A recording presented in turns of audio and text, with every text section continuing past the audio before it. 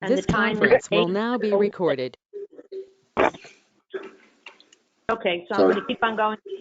This is the regular meeting of the Monroe Town Council. As is customary before the start of our meetings, would you all please join me in reciting the Pledge of Allegiance? I pledge allegiance, to the flag of the United States of America, and to the republic which stands for which it stands, one nation, under God, indivisible, liberty liberty and justice for all. and justice for all. Please allow me to confirm the presence of those town council members, staff, and anticipated participants who are present and are able to hear me. Members, when I call your name, please respond in the affirmative. Sean O'Rourke. Aye. Kevin Reed. Aye. Terry Rooney. Aye. John Formicello. Aye. Tony Scott. Aye. Edie Martin. Aye. Jennifer Aguilar. Aye. Jason Mauer. Aye. Staff, when I call your name, please respond in the affirmative. First Selectman Ken Kellogg. Here, President. Town Attorney Frank Lito. Here. Are there any other town staff present? No. I hereby declare a quorum and call the meeting to order. A copy of the agenda and any related materials have been posted to and can be found on the Town of Monroe website, www.monroect.org, for public inspection. I hereby appoint Town Attorney to serve as moderator of the meeting to ensure we are compliant with both state law and the governor's executive orders governing remote electronic meetings. At this time, I will ask the moderator and Town Attorney Frank to introduce the rules of the remote.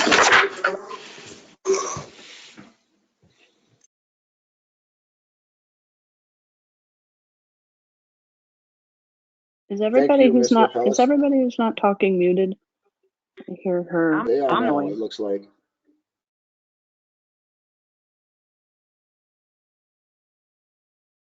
Okay. I'm not. Okay. So Frank, I'm going to introduce the rules, the introduction of the public remote public meeting. This public meeting is being conducted remotely in compliance with Section 1 of Governor Mont's Executive Order number 7B, which was dated March 14, 2020, using GoToMeeting electronic conferencing technology.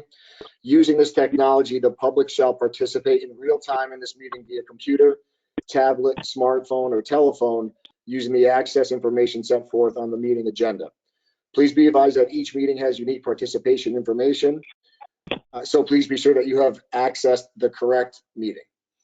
Notice is hereby given that only 250 participants may access this remote electronic public meeting at any one time.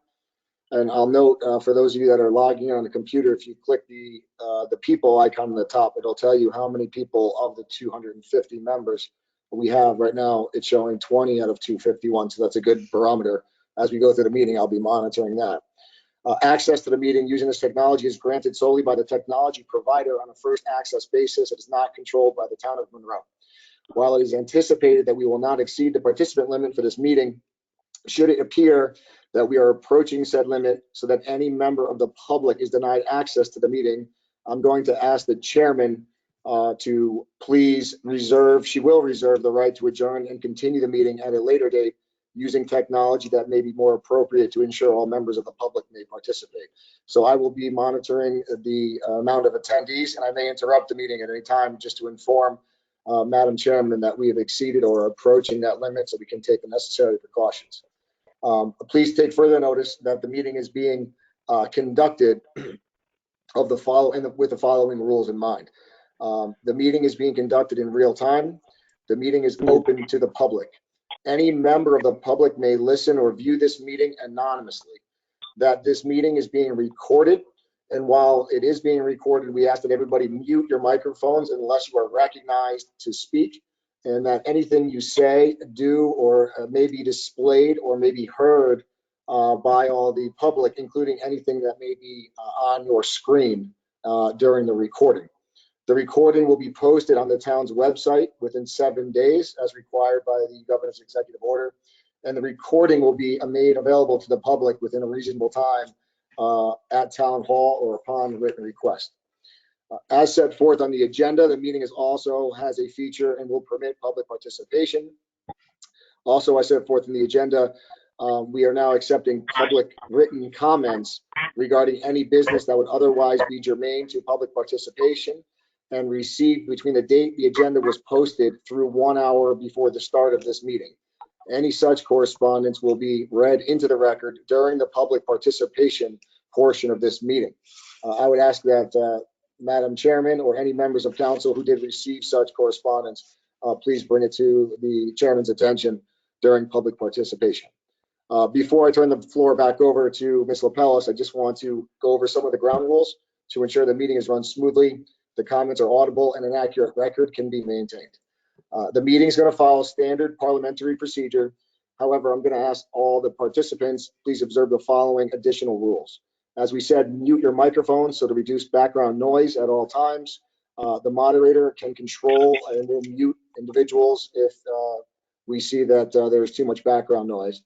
Prior to speaking, please know if you're muted before you speak, you can control yourself and unmute yourself, of course, on this technology. So make sure that you recognize whether or not you're muted before you start speaking so that the record is accurate. Prior to speaking on each occasion, you must clearly state your name for the record. This is also part of the governor's executive order. This is the most difficult thing to do that I've found in running these meetings. So it gets repetitive, I know, but please identify yourself before you speak each and every time to the extent that you can remember. The use of the chat feature is prohibited. So there is a chat feature. It should be shut off, but if it's not, anybody who participates via chat or types or anything will not be considered part of the meeting. With regards to the business on the agenda, we're going to go through the business one matter at a time. Ask the chairman to introduce each matter on the agenda. If it's subject to a motion or resolution, the chair is going to ask for the motion and then a second. After doing so, the chair will invite each member by name for comment. Just so everybody's not stepping on each other, Ms. Lapellis will go down each member, ask you for comment during the discussion period. After each member has an opportunity to speak for the first time, the chair will continue to go down in the same order until everybody has had a chance to speak as many times as they deem appropriate, until there's a vote called or the chairman, using her discretion, decides to call for a vote. So please hold your comments until you're recognized, and everybody's going to have an opportunity to speak. Once the discussion is complete or the vote has been compelled by parliamentary procedure, the chair will call for a roll call vote on the motion. Again, each member is going to be called on by name, and they will ask for your vote one at a time. The chair will then tally the votes, announce the vote, and she will announce whether the motion has passed or failed. Again, just going to remind everybody, please mute your phones or your computer when you're not speaking, and try to speak as clearly as possible. Before I turn the meeting back over to Ms. Lapellis, are there any questions that I can answer about the process of this meeting? All right. Hearing none, I'll now turn the meeting back over to Ms. Lapellis to proceed with the agenda. Okay, thank you. Before we begin, I understand that Mr. Reed wishes to make a motion regarding suspension of the rules of procedure. Mr. Reed? Thank you, Madam Chair. This is Councilman Kevin Reed. I move that pursuant to Article 7 of our Rules of Procedure, that Town Council suspend Rule 13, which requires all matters relating to the general government of the town and all agreements to which the town is a party be referred to L&A as due to the coronavirus. Our subcommittees, including L&A, have not met to consider the matters which appear in this evening's agenda, which otherwise would have been referred to and voted on by L&A as a condition precedent to appearing before the meeting. Okay, thank Jason you. Maurer, I second that motion. Okay, thank you. Jason Maurer. I'm repeating your name because I'm writing everything down. Is there any discussion on this? Hearing no discussion, I will call for a roll call vote on the motion to suspend the rules. Dee Dee Martin?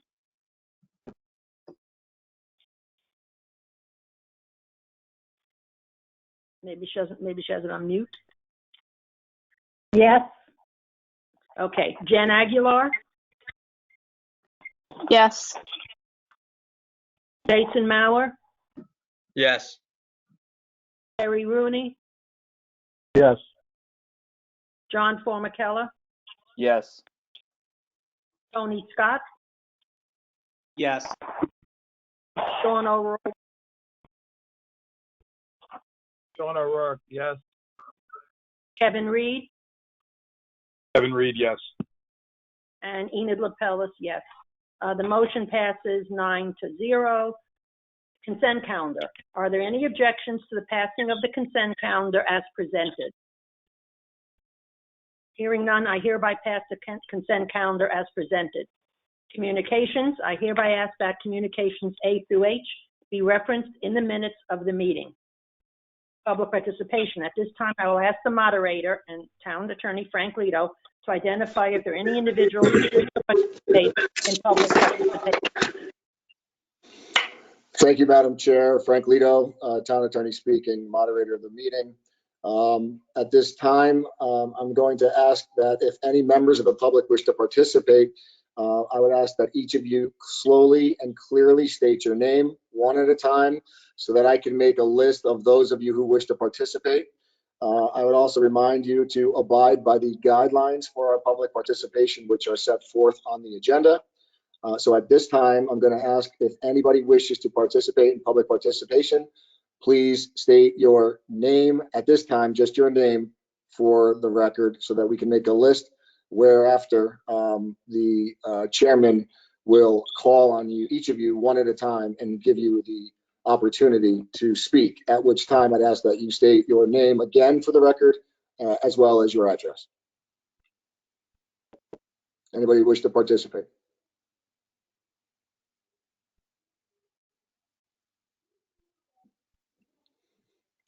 I'll ask one more time. Does anybody wish to participate at this time in public participation?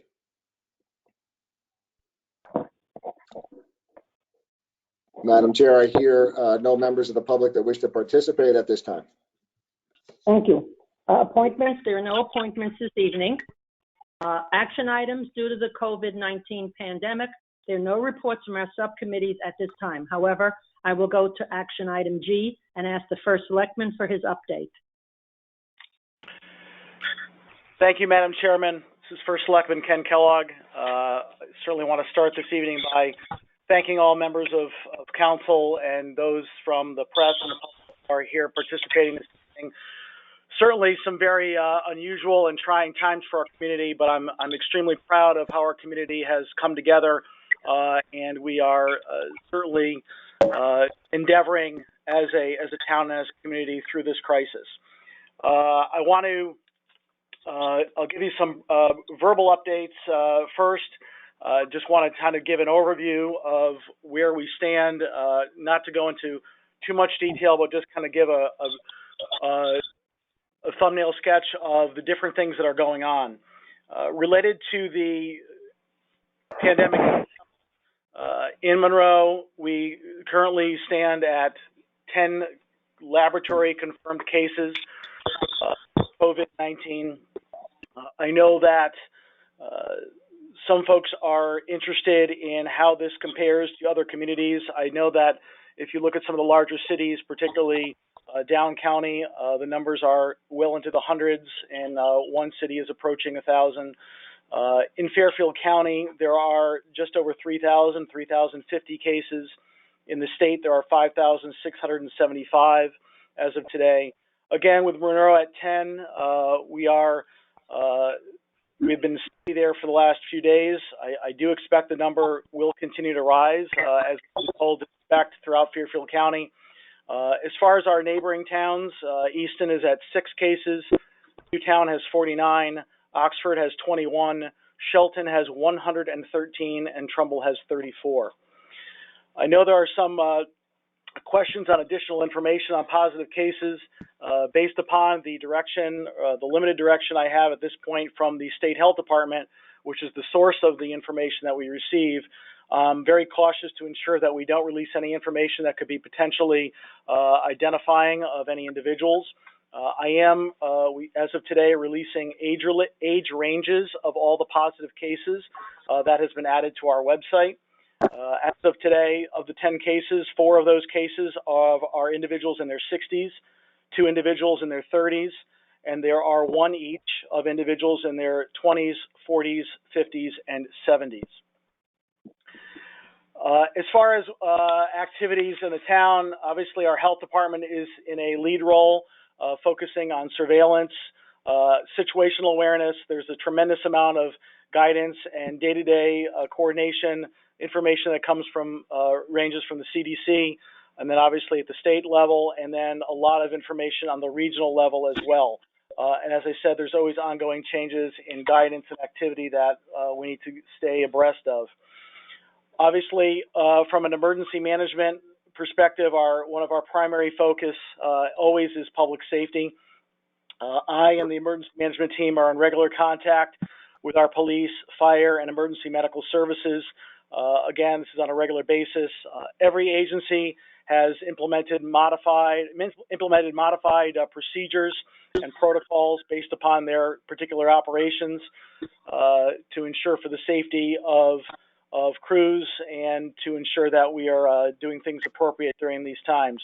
Emergency management obviously is focused on coordination and communication, and we ongoing planning for potential for future increased call volume and always the potential for challenges in staffing if that comes to that. We are, as a town, currently in reasonably good shape with personal protective equipment for emergency services. Again, it's all dependent upon call volume, but where we stand right now, we are in reasonably good shape. As many of you probably know, social distancing started in all town offices the week of March 16th. I closed Town Hall to routine public access on March 20th. Currently, many employees are working remotely from home. We have implemented varying staggered schedules. We've implemented, as I said, a lot of work from home. We do have skeleton crews that continue to provide service. We have a drop box in the police lobby for hard copy materials that need to be dropped off or picked up. Most of that relates to permitting, but there are some other ancillary uses of that as well, but that is working out very well. A lot of that, as I said, with land use departments, they are continuing to process permits to the extent that it's practical. We're prioritizing urgent matters and doing everything possible to keep things progressing. In our finance department, they're obviously focused on tracking COVID-19 related costs for any potential reimbursement that may be available from federal or state authorities in the future. We are in finance currently focusing on attempting to adjust and model our revenue projections, both for the current fiscal year and for next fiscal year. That was something that I am obviously very concerned about, but as is our Board of Finance, who have asked for that information. And we also, over the weekend, in Finance, launched, with the assistance of IT, a donations page for those that are looking to contribute to food pantry, social services, or programs of that sort. Our Human Resources Department is extremely busy making sure we're in compliance with new federal laws that have been enacted in the last week, working with department heads to ensure we have appropriate employee safety and guidance, dealing with work from home arrangements and various logistics. Our Parks and Rec Department, obviously our programming is suspended, but they've been busy planning for various scenarios. For example, if we can possibly hold things like Summer Fun Days Camp, we want to be in a position to do that.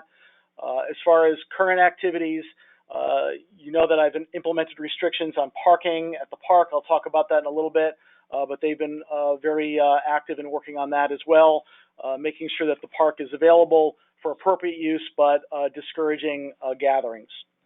Our Public Works Department continues to process and proceed with their scheduled work. Progress will be slower because we are reducing crew sizes in terms of who is at any one given site and how they process work. Everyone is working, but we want to make sure that we're doing it in a safe way, so that will necessitate a slower pace on certain projects, but work is being done. Our registrar of voters is pretty much fully remote at this point, but they're working with the town clerk on the presidential primary, which remains set for June 2nd, unless the governor issues a subsequent order, or in the event that the parties have only one candidate. The town clerk does continue to process vital statistics services as needed. One that has become very important of late are marriage licenses, as several people have made it clear that they were looking to finalize their intent to marry, and a lot of that was accelerated due to health insurance demands. So it is very important that we provide that service where requested. She's also handling land, as a whole department, handling various land search records in a remote fashion. The library is focusing on remote servicing and digital content, and they're also working on a lot of outstanding projects at this time. I mentioned our technology department. They're in a critical support role on dealing with remote access technology and website maintenance. And then last but certainly not least, our social services department is very active with our senior center and our food pantry. Again, doing things remotely where possible, but the food pantry is busy. Everything is being done curbside. We have been keeping up with demand at this point, and I appreciate all the donations that continue to come in. We are providing free telehealth service through our licensed clinical social worker. Again, you recall that's a shared service with the Board of Education, but we do have a free service available out there, and our senior services continues to provide their normal assistance services. With that, I did want to just touch on my written update as well, which I sent out last night. As many of you know, on March 22nd, I did declare a local civil preparedness emergency in the town after being informed of the first positive case that was laboratory confirmed of COVID-19. The declaration is pursuant to Title 28 of the Connecticut General Statutes and does provide for a broad ability to take actions necessary to mitigate the emergency. I wanted to just outline a handful of directives that I have made subsequent to that, so the council is aware. One is I did temporarily suspend discretionary spending. This is certainly not intended in any way to delay anything that would be necessary for employee or public health or safety, nothing to impact operations in a negative way. However, there are certainly requisitions or perhaps purchases under existing blanket orders that could be reasonably delayed or could be considered discretionary, and I have told all the department heads that while we are still trying to understand impacts to our cash flow, that we need to be smart about those purchases, and so I have suspended those with the option for certainly go through the Deputy Director of Finance for anything that they have questions on or want some guidance on, and we will handle those on a case-by-case basis. The second item is that most of you are probably aware, but in case you've forgotten, the way food service licenses occur, they are done once a year, and that is always finalized at the end of March. As we approach the end of March this year, I was informed that we had a substantial number of our food establishments that had not completed the administrative process, whether it be paperwork or payment. Based upon our existing town code and the fee schedule that existed, the health department would have otherwise been compelled to assess a late fee every day that they were late. So I have suspended those late fees, and I have extended all those licenses for 30 days to the end of April at this point. Item 3, as I discussed earlier, to ensure that we can provide appropriate social distancing, I have restricted parking at Wolf Park and Great Howell Lake to Monroe residents and taxpayers, and I've been told that that is working out very well. The fourth item is to ensure that our residents are aware of those businesses that are open and to help mitigate the economic impacts of this crisis and to assist our businesses in ensuring that that everyone knows they're open. I have waived the requirement to obtain a permit for any business that wants to display a portable sign that would otherwise be allowed, under our regulations.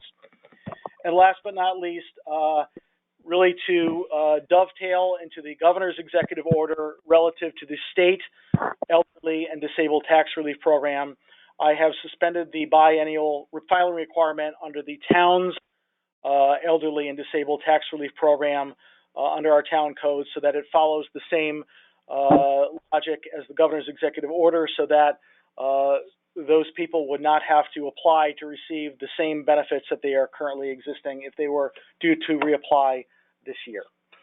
And with that, that is my report for this evening. Thank you, Madam Chair. Okay, thank you. We have no unfinished business. The new business, we have 2 items of new business. Item A, Resolution 20-43, to consider and act upon a resolution regarding the modification of the budget preparation and adoption. Mr. O'Rourke, please introduce the resolution for consideration. John O'Rourke, I hereby introduce resolution number 20-43 entitled Resolution Regarding the Modification of the Budget Preparation and Adoption. Okay, is there a second? Second. Jen Moved Aguilar. by whom? Thank you. Jen Aguilar. Yep, okay. Mr. O'Rourke, is there a motion to waive the reading of the resolution? Sean O'Rourke, so moved. Is there a second? Second. Kevin Reed, second. Okay, Kevin Reed, okay. All right, any discussion? I will call for a roll call. Madam Chair, I would just to be clear, because I did announce the way we would go about discussion, that you would call on each of the members to make sure that there was a clear understanding that they would have the individual opportunities to speak. So I just ask that you call on each of the members during this discussion period, so that everybody clearly understands they have the opportunity to speak or not before we move on to a vote. Don't you think we should do the reading, the waiver of the reading of the resolution first? Either way. It's up to you. I did announce the ground rules, so I just want to make sure that they have that opportunity. All right, so hearing no discussion, I will call for a roll call vote on the waiver of the reading of the resolution. Dee Dee Martin? Good, I'm good. Jen Aguilar? Yes. Jason Mauer? Yes, on the waiving of the reading. Terry Rooney? Yes. John Formicella? Yes. Tony Scott? Tony Scott, yes. Sean O'Rourke? John O'Rourke, aye. Kevin Reed? Kevin Reed, aye. Enid Lapellis, yes. So the motion passes unanimously. On the floor for discussion is Resolution 20-43. We'll now turn the floor to our first selectman, Ken Kellogg. Start the discussion. Kellogg? First Selectman Ken Kellogg, thank you. First, I'll ask if everyone could please mute your phones if you're not speaking. There's an echo. Okay, thank you. Again, this is First Selectman Ken Kellogg. Thank you, Madam Chair.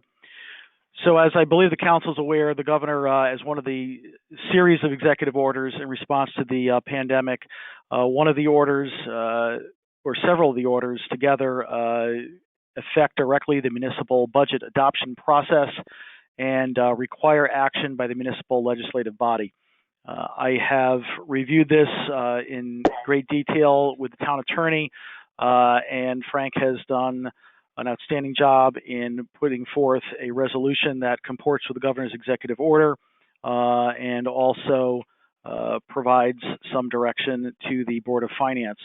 And specifically, what this resolution will accomplish is to require the Board of Finance submit their proposed budget pursuant to their existing requirements under the charter out 30 days to April 20th.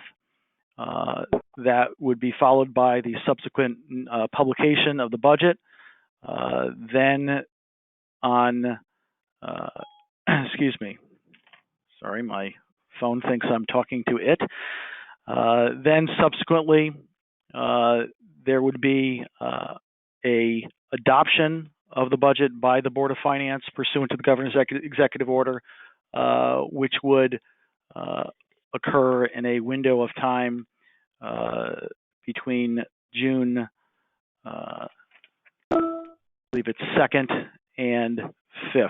And I'm looking for the section here to make sure my memory is correct. I believe that is the correct range. With that, I would certainly ask that if there's any more detail you'd like relative to this, certainly I'm sure the town attorney would be happy to review it further, or if there's any questions, I'd be happy to entertain those as well. I will now call on each member of town council by name for discussion. Anything to discuss? You keep breaking up in it. Okay. I'm calling on each member of town council by name for discussion.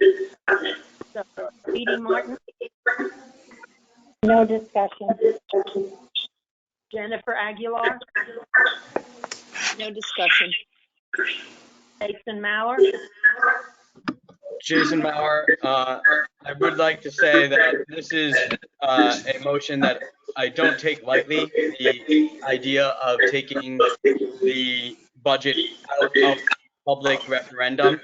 I certainly do believe that the emergency circumstances exist here, and I commend the town as well as the Board of Finance and the rest of this council and the manner of this resolution, which does allow for public participation within the budget process still through the Board of Finance. It's unfortunate, as we all believe, but considering all things, this is what is best for the health and safety of the members of the town, especially this year with this budget. It's something that's hard to see, but I certainly appreciate all the work that everybody has put into this and recommend supporting this motion. Harry Rooney, I have nothing to discuss, Madam Chair. Thank you. Jonathan Formicella, No comment. Tony Scott, Tony Scott, no additional comment. Sean O'Rourke, Sean O'Rourke, no additional comment. Kevin Reed, no additional comment. Ed LaPellis, no additional comments. I will once again call. Madam Chair, can I just say something? Sure. This is Frank Lito, town attorney. Ken went through this resolution so quickly. I just wanted to give, just on behalf of, as a resident of the town, I just wanted to say thank you to Ken, his staff. I can tell you, I don't think anybody understands how much time went into just this resolution alone. The town, the job Ken has done during this this pandemic is no one will ever know. He'll have to write a book someday, or someone will have to write a book because he'll never admit it. But the amount of work he doesn't sleep day and night, and interpreting these resolutions that come, these executive orders that have been coming down from Hartford have been very, very, very difficult. In fact, it's almost as soon as the order comes out, the executive order comes out, there is tens, if not hundreds, of mayors and selectmen who are trying to scramble to figure out what that order means. So I can tell you more than 100 hours probably went into crafting this resolution alone, interpreting this order, not as Councilman Mauer pointed out. I can tell you right now, although he skipped over it, that First Selectman Kellogg did not take this mandate lightly, and that's exactly what it is. It is a mandate. There was some question We were on a conference call with 6 lawyers, 200 participants trying to interpret this order itself and the shall aspect of this order.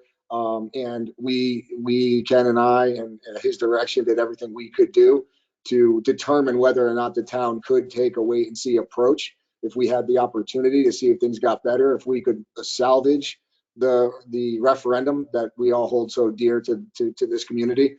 And so I can tell you that he went above and beyond to make sure with 100% certainty that the shall that was in that order, albeit a very ambiguous order, we believe, and it's not direct, and we don't even understand how the governor could compel a legislative authority to have a meeting, to vote, to authorize another board to conduct some action that would adopt a budget. It just seemed odd.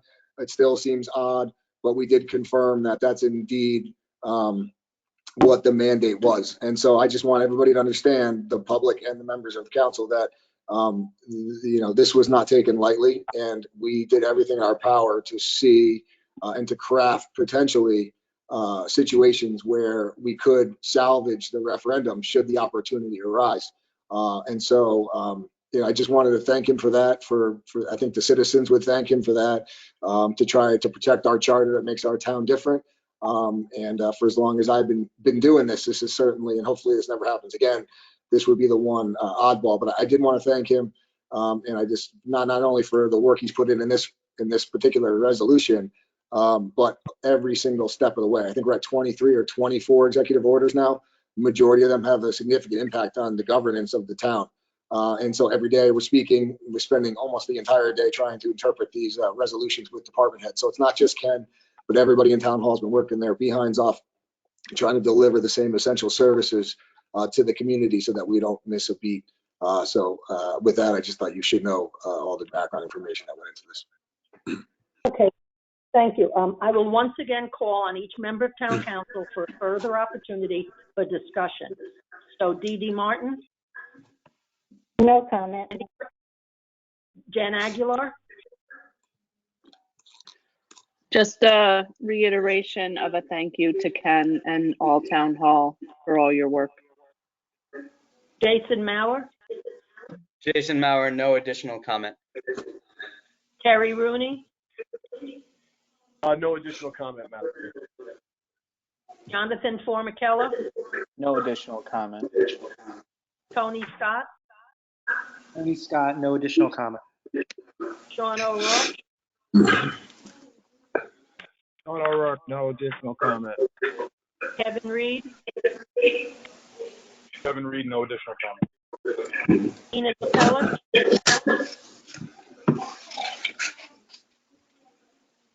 Oh, that's me. Sorry, no additional comment. Okay, hearing none, I will call for a roll call vote on the adoption of resolution 20-43. So, Dee Dee Martin?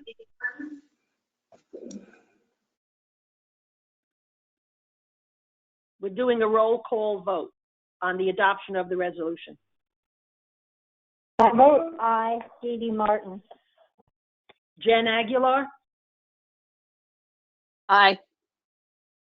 Jason Mauer? Jason Mauer, aye. Terry Rooney? Yes. John Formicella? Jonathan Formicella, yes. Tony Scott? Tony Scott, yes. Sean O'Rourke? Sean O'Rourke, aye. Kevin Reed? Kevin Reed, aye. Enid Lapellis? Aye. The motion passes 9-0. Next, business item B. Resolution 20-44, to consider and act upon a resolution regarding the First Amendment to the Valley Emergency Medical Services Agreement, consent to rates and bid waiver. Mr. O'Rourke, please introduce the resolution for consideration. Sean O'Rourke, I hereby introduce resolution number 20-44 and move for its adoption.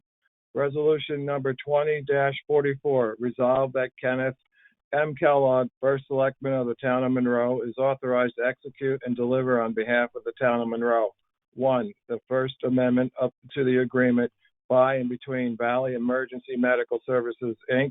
2, letter of consent to a 1-year extension of such agreement through June 30th, 2021 at the new rate arrangement. Be it further resolved that the town council waives 3-3 of the town's purchasing policy with respect to this matter for the reasons as stated by the first selectman in his memorandum dated April 3rd, 2020. Is there a second? Terry Rooney, Then second. Terry Rooney? Okay, Yes, ma'am. I will now turn the floor over to our, if we're doing discussion, I'll now turn the floor over to our first selectman, Ken Kellogg, to start the discussion. Thank you, Madam Chair. First Selectman Ken Kellogg. So as you know from my introductory memo on this matter, you're all aware that we utilize Valley EMS or VEMS for certain contracted EMS staffing, both as well as our paramedic service program. We have been with VEMS for quite some time. Their agreement was originally executed several years back. It was extended for a 1-year period as provided in our current agreement. Once prior, it was a matter I brought to this council approximately a year ago.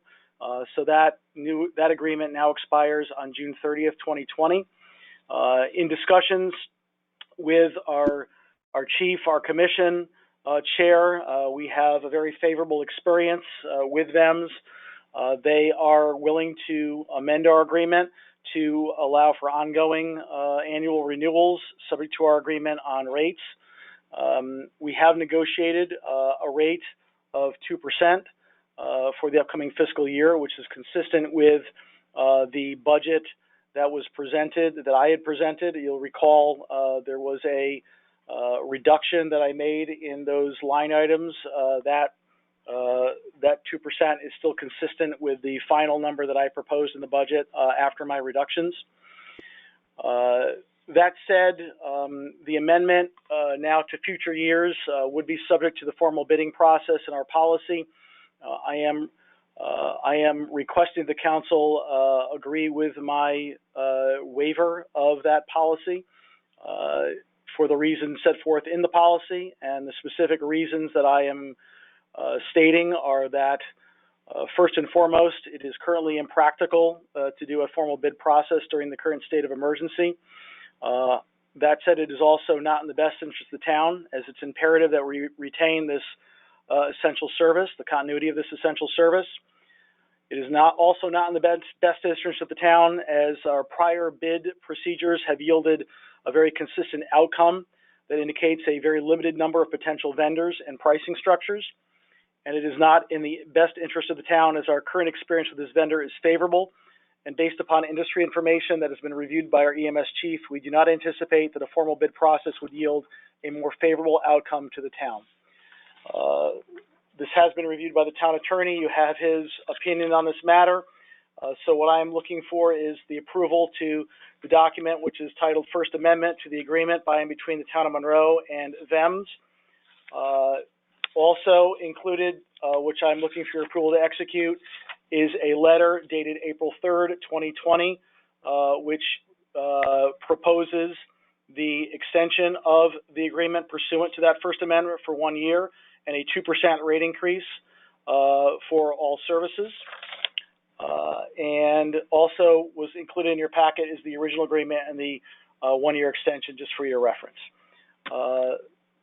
That is all I have at this moment, unless there's questions. Thank you. Okay, I will now call on each member of town council by name for discussion. Dee Dee Martin? No discussion. Dee Dee Martin. Jen Aguilar? No questions. Jason Mauer? Jason Mauer, no discussion. Terry Rooney? No additional comments, Madam Chair. Jonathan Formicella? Jonathan Formicella, no additional questions.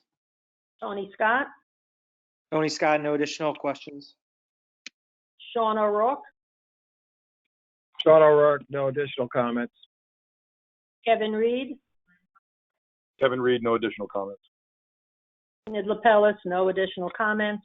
I once again call on each member of town council for a further opportunity for discussion. So Dee Dee Martin, No additional comment, Dee Dee Martin. Jennifer Aguilar, No additional comments. Jason Mauer, Jason Mauer, no additional comments. Terry Rooney, No additional comments. Jonathan Formicella, Jonathan Formicella, no additional comments. Tony Scott, Tony Scott, no comments. Sean O'Rourke, Sean O'Rourke, no additional comments.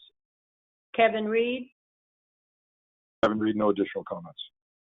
Enid Lapellis, no comments.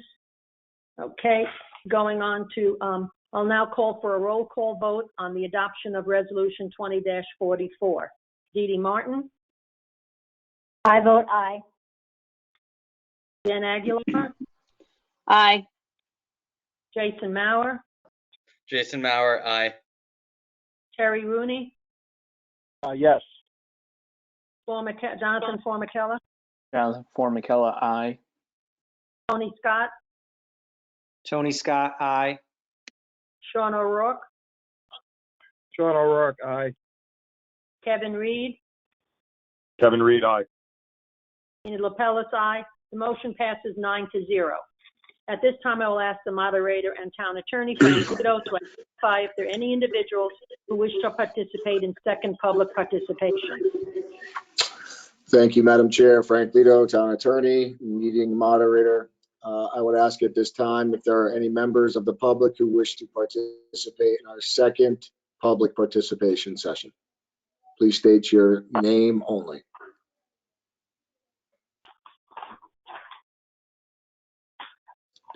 And I'll ask one more time, just to be clear, are there any members of the public who wish to participate in public participation at this time? Please state your name, please. Madam Chair, hearing none, I believe there is no one that is interested in public participation at this time. Okay, thank you. And last but not least, Ms. Reed has something to say. Yeah, thanks, Madam Chair. Just a little bit of an unorthodox approach here at the end. You know, I wanted to echo a little bit about what Frank said to Ken. You know, a lot of people are doing amazing things in the town right now. Absolutely no doubt, Frank. I'm sure you stole a lot of our thunder on what Mr. Kellogg's doing. It's well said. But I'd like to turn it a little bit. This individual, I could definitely say, will never seek a lot of praise. In fact, he turns away from it. So, you know, in a time where there's a lot of uncertainty and a lot of anxiety around our health, you know, I could definitely say one person among many, but I just want to bring one person up right now.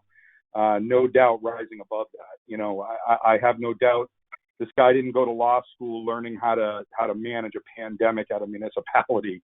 But and that is no joking matter. But Frank, you've been absolutely fantastic. I cannot say enough. I don't even know probably 1/100th of what you're doing. If tonight is any indication of the last 3 weeks, I have no doubt this is not what you meant by pro bono work. I don't even. The rest of us, we've been elected. We took this on. You know, that you did not. So I cannot thank you enough. I'm sure council will chime in if they feel, but I don't even know what to say. Just thank you. I would echo that because none of the rest of you know that I'm sitting here with a script that Frank did. It had to be perfect electronically because this is now a legal representative. It's a legal record. So that's my comment. Anybody else have a comment thanking Frank? If I may, Madam Chair, Jason Mauer. I said it before in my comments about the budget, but the town officials, Frank included, Ken, everybody, the time that they're putting in, the overtime that they're putting into this is just commendable. Both the essential workers of the town and the essential workers who are within the town, whether it's the grocery stores, the gas stations, But I especially would like to thank Frank, Ken, and our town workers for everything they're doing to make sure that the town stays healthy. Everybody is able to do as much as they can. So thank you very much for your hard work and for everything you're doing. Anybody else wish to say anything? And Aguilar. Thank you, Frank, for all your still volunteering work in your other volunteer jobs. Okay, anybody else? Good job. Yeah, Madam Chair, Terry Rowe, can I say one thing? If you'd like to say something, fine. Yeah, just really quick. You know, mirroring what Kevin said, Jason said, what everybody's thinking. You know, thanks, Frank, for all you do. But the beautiful thing I think about Frank is not only is he a great lawyer, but he has a very calm head. And these times, you know, you need to keep it together. So he's the perfect guy for this job. I don't know that being a town attorney, this was expected, you know, in his scope of work. But yeah, that's over the top. Thank you very much. Anybody else? It's Ken, Selectman Kellogg. I just wanted to say a few comments as well. I first of all, I appreciate all the kind words that were said earlier. It has been quite a marathon already, and the marathon, I believe, will continue. But I want to echo some of the comments that were said about Frank. I can tell you that Frank and I would speak fairly regularly in normal times, but it's to say this is, you know, above and beyond what he had signed up for is certainly an understatement. And to think that we would need a lawyer to ensure that we're compliant with modifications to the Freedom of Information Act, because obviously we want to make sure that we do things not just appropriately, but also to make sure the public is fully informed and can participate, and that we're meeting all those requirements, and we're also doing the right thing by our citizens. You know, you can see the work that he has done, and to say that we've spent hours on interpreting executive orders and work on resolutions is completely accurate, and Frank has been there every step of the way, and so I thank you, Frank, for that. And I also want to thank all the council members who have reached out to me individually, offering their help and assistance, and your community leadership is greatly appreciated. So thank you all. Anybody else wish to say anything? I just wanted to say thank you to everybody. I really appreciate it. Appreciate the recognition. I'll just echo what a few of you said, that the real hero here has been Ken and his team and everybody in town hall and keeping this town operating. It was not to beat a drum, but it's been a real pleasure seeing the other end of this, you know, having served on council all these years and now being on the department head side of things to witness how smoothly everything's been running on a regular basis. It's just real testament to Ken. I can tell you every single night I go to sleep, I tell my wife and my children I sleep well knowing that he's running this town right now.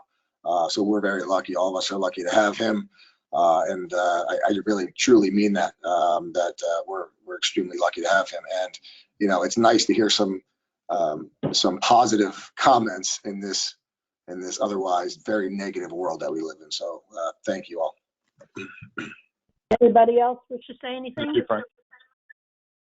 So there being no other further business, I hereby declare this meeting adjourned at 9:03. Thank you. Good evening. Good night. Thank you. Good night. Good night, everybody. Stay healthy. Good night, everybody. Stay well.